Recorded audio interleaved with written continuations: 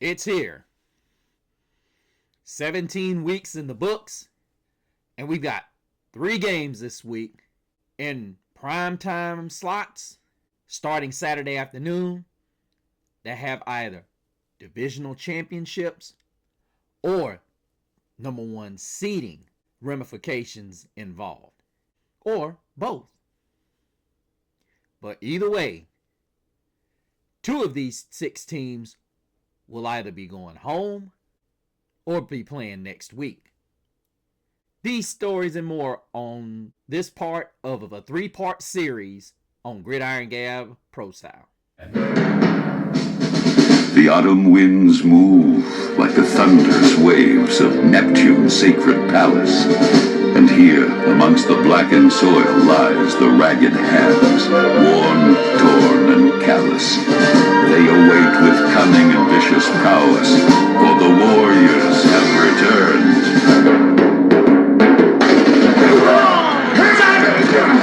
Come on, Dirt! Don't do it! Woo! No way! Woo! 85!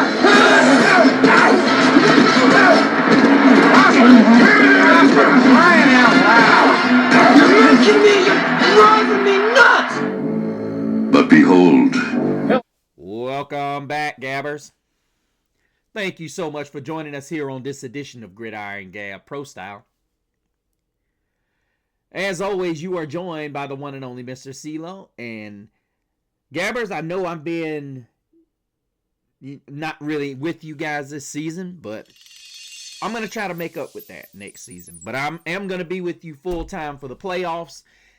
And what better way to get warmed up for the playoffs than the triple feature that we got going on Saturday and Sunday.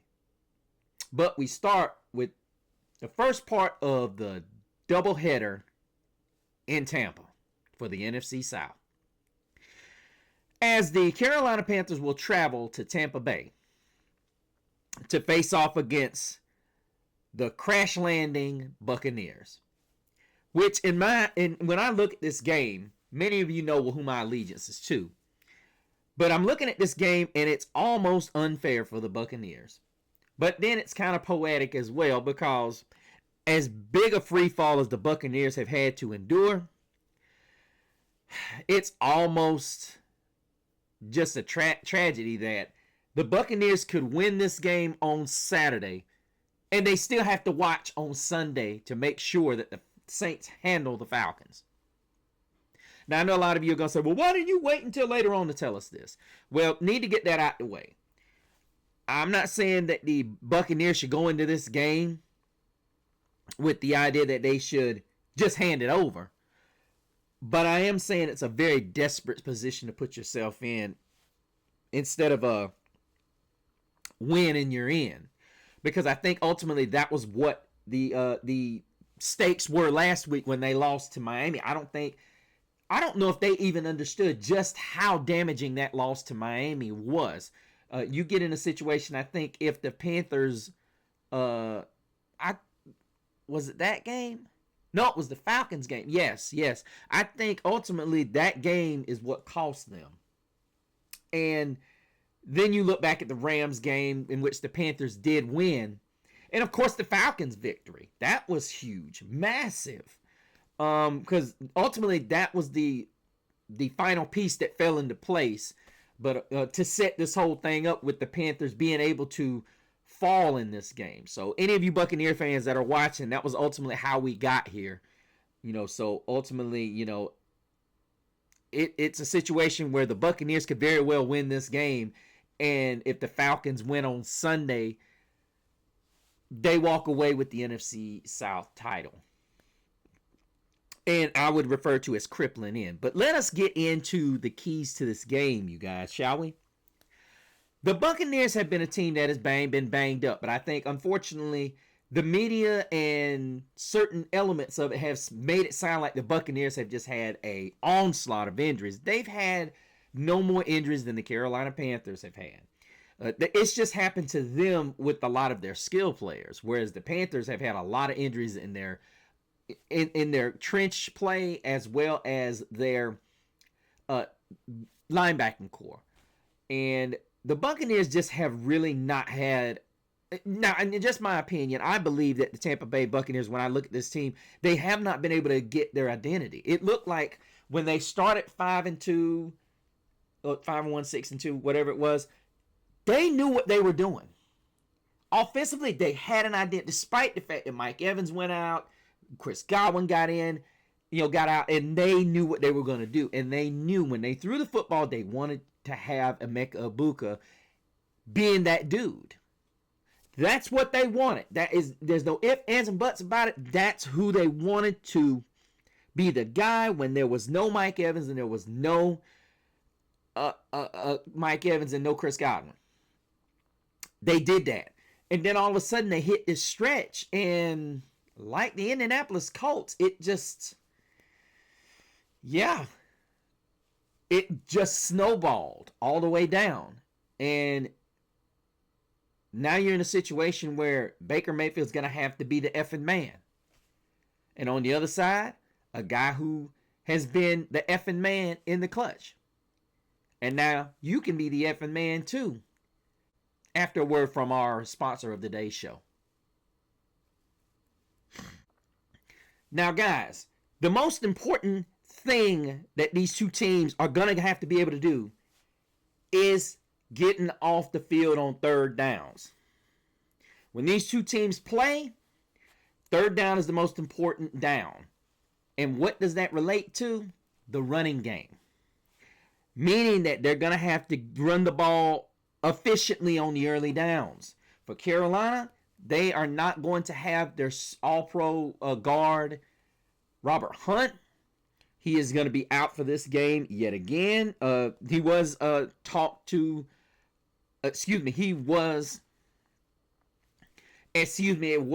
that his window was going to be open to come off of IR, and possibly that he was going to come off. So I'm assuming the Panthers are going to give him an extra week.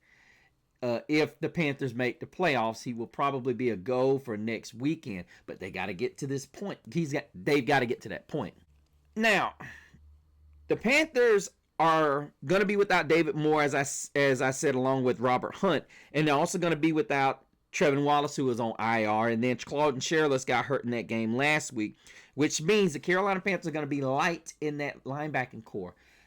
Now, having said that, the Carolina Panthers linebackers have gotten better, along with Christian Roseboom. But then they also get a lot of support on the interior with one Trayvon Merrick. So it's very important that when you look at this Carolina Panther defense, that you really analyze where this team gets its run stopping from. They like to bring the guys up because Coach Avero has two of arguably the best tandem of cornerbacks in the National Football League. And Shaw Smith-Wade, all three of these guys have pick sixes on the season, being J.C. Horn, Mike Jackson, and Shaw Smith-Wade. Ultimately, when these three guys are at the pinnacle of their games, this is arguably one of the best secondaries, cornerback crews in the league, because there's questions with Nick Scott and Trayvon Merrick in coverage. Ultimately, this is going to be a game where Coach Avero is going to have to bring his best out. I don't know, with a lot of the rooms now beginning to talk about Coach Avero as a potential candidate for head coach, don't know if this game has a lot of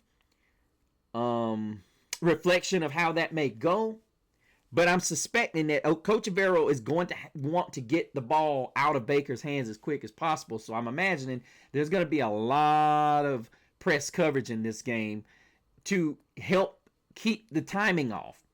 Because ultimately, if you can break the timing up between Egbuka and Godwin, and most importantly, Mike Evans, it makes him have to rush. And Baker Mayfield, as we've seen, has made errant throws, as we saw in the first matchup between these two games, which Mike Evans went back another direction, and it was a miscommunication, and Lathan Ransom ends up with the game-sealing interception.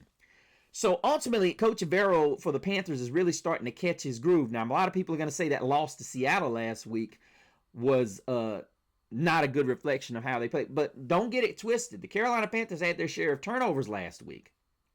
The offense couldn't turn them into points. Matter of fact, Mike Jackson had an interception in the end zone.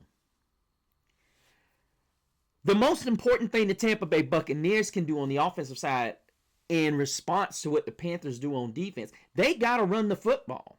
Bucky Irvin and Rachaad White are going to have to move against Derek Brown, A'Shawn Robinson, Bobby Brown, Cam Jackson, LeBron Ray, and Turk Wharton if he plays. The problem in that first matchup is they had some good runs, but it wasn't consistent runs. They had some, what I like to call, spurt runs. They didn't consistently run the football. And that left Baker Mayfield in a lot of long distances. And then you got to see Nick Scorton and Trayvon Merrick get sacks in these games. And when this team can get pressure, it is a lot of problems for your offense. Because the Carolina Panthers, up until about week 11, this team was dead last in sacks and pressure percentage. You see in the emergence of Nick Scorton, and you're seeing the evolution of Coach Avero knowing what he has in these guys. You're seeing an improvement in this pass rush because they are now getting pressure. Granted, it's with 5 and 6 guys, and it's with different positions from J.C. Horn to Trayvon Merrick to even Christian Roseboom. So the one thing the Bucs don't want to get into is a situation where they're in 3rd and long, and Baker Mayfield's got to try to throw over this line, which has got guys like Derek Brown, Bobby Brown, and A'Shawn Robinson who love to get their hands up and bat passes up in the air and bat them down. Baker Mayfield is going to have to throw the ball down the field. They're going to have to figure out a way to throw it down the field on this Panthers pass rush. Because ultimately, when you get a team that gets their hands up and gets their hands on passes, that's a problem. You don't want to have to deal with tip passes and batted passes. That is a bad omen. And ultimately, this offensive line is going to have to come and bring its A game. Needless to say, we're looking at an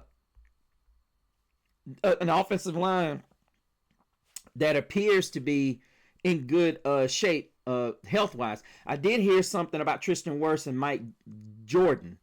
Not sure if these guys are going to play or not. There is no designation on the depth chart, but that could change. So as of right now, we're considering them playing in this game. That's what I've heard so far. To really pinpoint what's the problem with the Buccaneers, you got to go to the defensive side as well.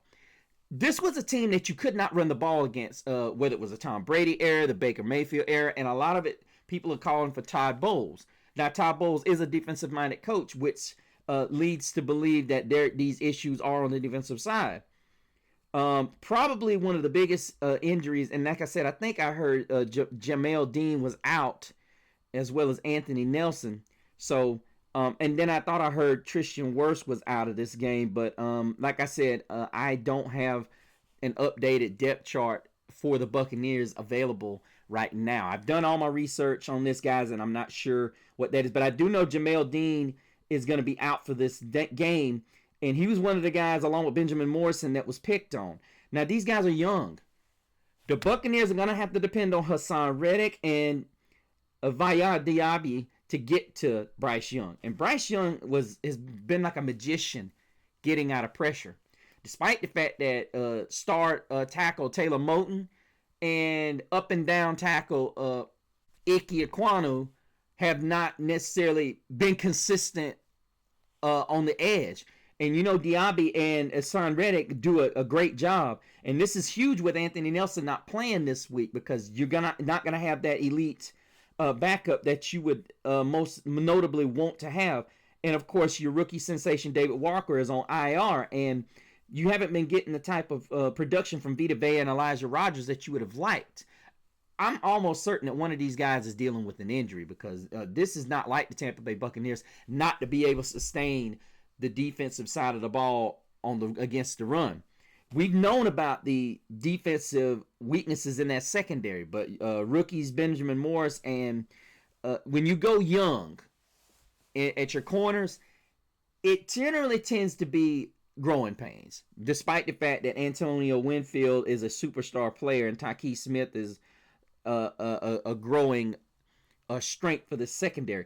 But I ultimately think that this game is going to be predicated on which team can consistently run the football. And the Buccaneers have the advantage being the game is at home. Now, the question is, and it's not the big sombrero anymore, but can Raymond James be jumping? Can this stadium be balling out? And how long can it help sustain the Tampa Bay Buccaneers? Can they get going? I honestly think this game is going to be won on the first drive. And a lot of people say, what? I think the first drive, if the Panthers can come out and score, they put a sense of doubt in the heads of Tampa Bay.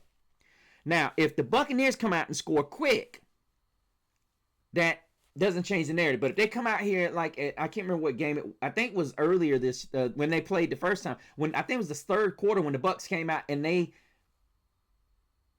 basically, in a nutshell,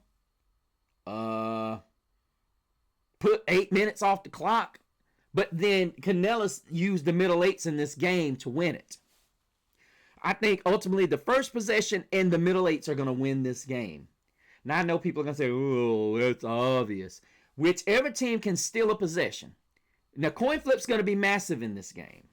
I know a lot of people are like, the coin flip. Yes. Whichever team can defer and get the ball in the middle eights or get the ball last. Let's say the Panthers, or let's say the Buccaneers win the coin flip and they defer to the second half and they end up with the ball and they score. Get the ball back second half. Guess what, you guys? Whether they're winning or losing, they just basically made a 2-score difference between what they had. Now, if they're winning, it's going to be over. If they're behind and they get ahead, or if they're behind and they score 2, that's the change of momentum. They're going to win the game. Same with the Carolina Panthers. The team that wins the coin flip is going to be massive, you guys. I'm just go ahead and say that. It's going to be massive. Then you need to basically control the clock to the point that you end up with the ball with anywhere from 3 to 2 minutes left in this game. That's what you want. You want that football back for the last possession. Now, as far as Bryce Young and the offense of the Carolina Panthers, when I look at them, I look at Bryce Young and I say, what is Dave Canellis not seeing this guy? I still look back at the comeback he made against Tampa Bay and the many comebacks he's had, especially the Atlanta Falcon 452-yard game. There are a lot of you out there would probably say that was a fluke. I look at it that anybody that can throw for 452 and his top wideout, Teteroy McMillan, only has, I think, 140 in that game. He still had 300. You spread the ball around. When you've got a quarterback that can be that lethal with that many guys, that tells me right then and there, you called a great game plan. And Bryce followed it to a T. A lot of it has to do with the fact that Bryce is leaning on your game planning. At some point, you're going to have to cut the cord and say, Bryce, we're going to give you this play, that play, this play, that play to check into. You need to be going into the huddle with at least 3 plays. 3. And realistically, they need to be plays that Bryce is comfortable with in all formations. Because realistically, when you take a guy, number one, especially if he's a cerebral guy like he is, he knows what he's looking for. Same thing. This is why the gap between he and C.J. Stroud is so big, because too many people look at his first year and how horrible he was coached. You got to get back to what he does well. So much like Baker Mayfield. When Baker Mayfield became a Tampa Bay Buccaneer, it became a question of let's get his confidence back.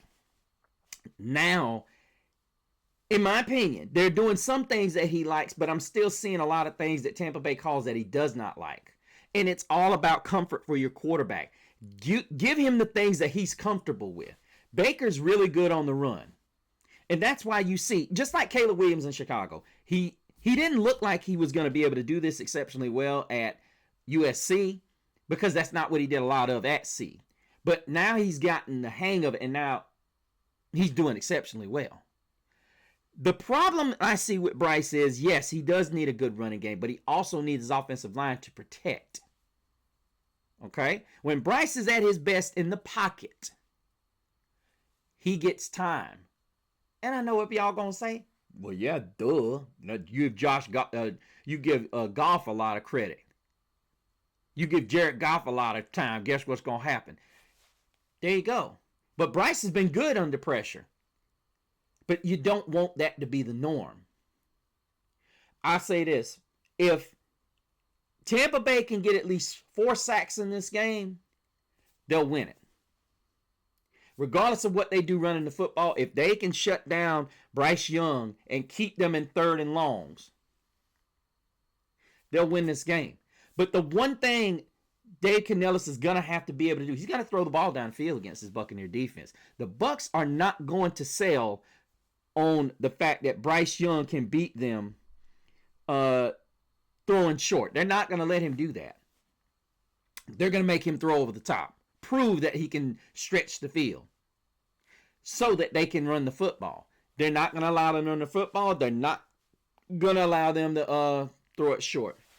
On the flip side, the Carolina Panthers are going to be a high-risk, high-reward type defense. They're going to bring the heat. A lot like Tampa Bay, because unlike many of the seasons that you've seen Tampa Bay, they've been able to get pressure with 4 and 5. They're not able to do that this year. They're going to bring multiple guys. So there's going to be a lot of competition on the outside. The question is, which one of these teams is going to make the fewest mistakes and make the biggest plays in the game? It's hard for me to see the Buccaneers doing that, even with them being the home team.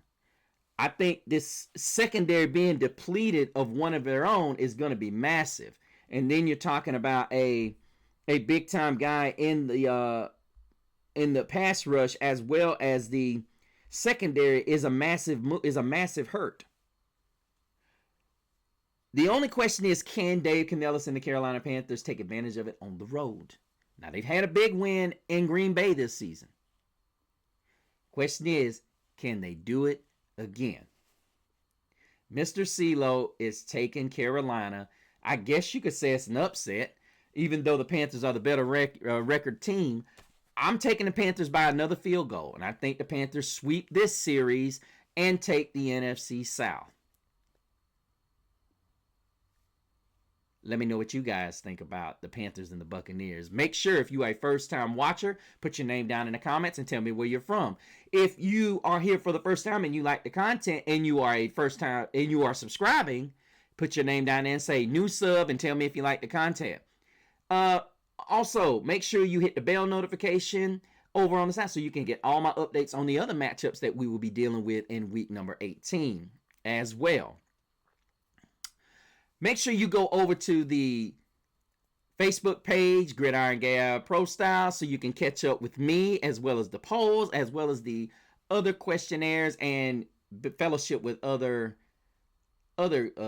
members of the group as well. Finally, make sure you go over to my Instagram at Mr. CeeLo so you can keep up with all my in-season and off-season shenanigans that I will be caught up in.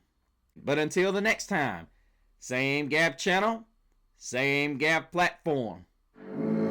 But behold, there is a warm breeze that comes from the west. The blazing sounds of victory fuel their everlasting quest.